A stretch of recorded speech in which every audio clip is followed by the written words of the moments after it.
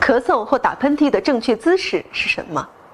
一些人习惯于咳嗽或者打喷嚏的时候用手捂一下，以防止口沫四溅而将病菌向四周传播。但这种行为会使大量的病菌残留在手上，